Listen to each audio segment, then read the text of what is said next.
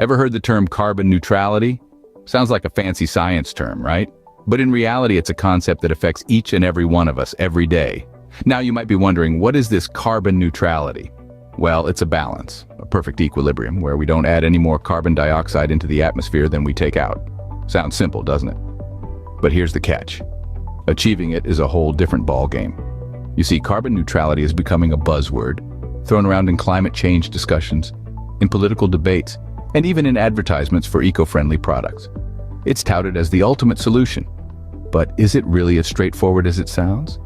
Or is there more to the story? So, buckle up as we embark on a journey to understand what this carbon neutrality really is. And spoiler alert, it's not just about planting more trees. So what is carbon neutrality? Well, imagine a scale.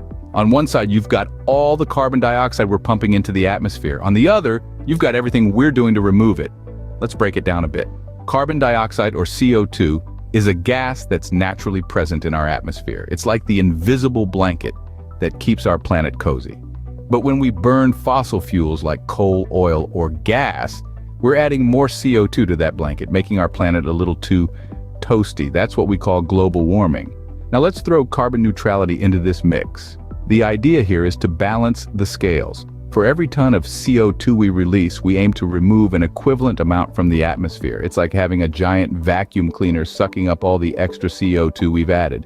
Consider it like a bank account. You don't want to spend more than you earn, right? In the same way, we shouldn't emit more carbon than we can remove.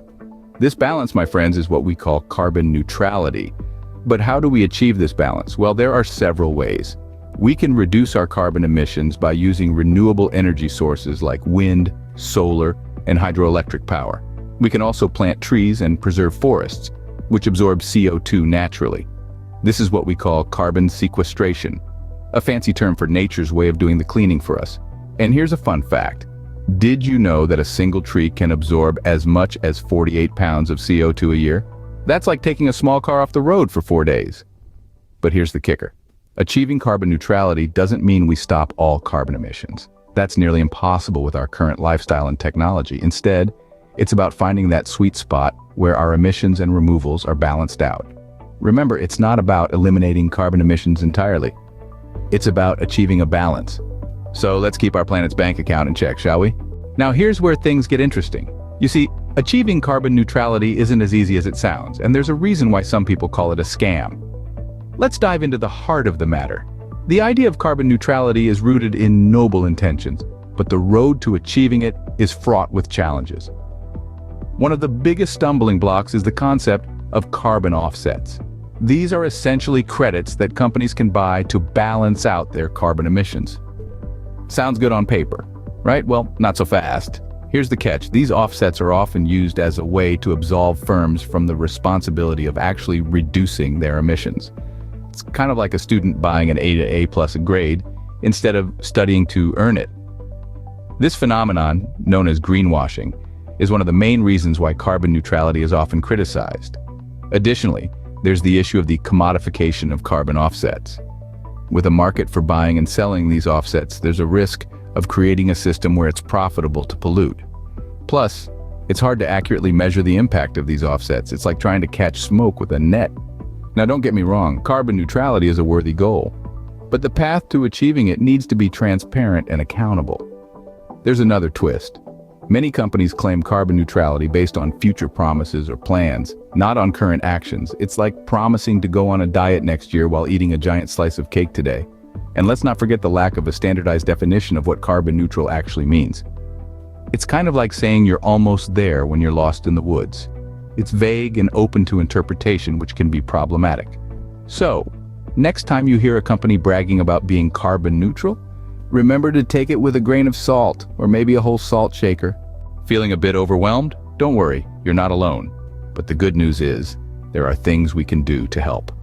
Firstly, you can start by reducing your own carbon footprint. Simple things like walking or biking more and driving less can make a huge difference.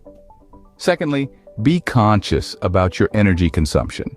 Turn off the lights when you leave a room, unplug devices when they're not in use, and consider switching to energy-efficient appliances. Thirdly, remember that knowledge is power. Stay informed about the latest in carbon neutrality and climate change.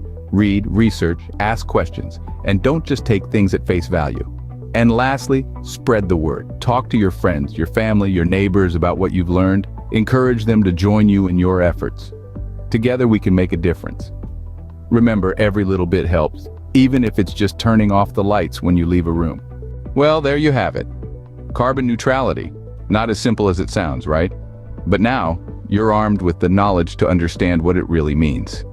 We've navigated the tricky terrain of carbon neutrality, busted some myths, and hopefully shed some light on this complex issue. Remember, it's not about pointing fingers, but about understanding the nuances and making informed decisions. In this journey, we've uncovered the conundrum, broken down the concept, revealed the hard truths, and suggested ways you can make a difference. If you found this insightful, do us a solid and smash that like button. It helps us know we're on track. And if you haven't already, hit the subscribe button. It's one click for you, but a giant leap for our channel. Thank you for watching this video and supporting this new channel. Remember to hit the like button if you enjoyed the content and hit the subscribe button before you leave. It's been a pleasure sharing with you, and we look forward to seeing you in the next video.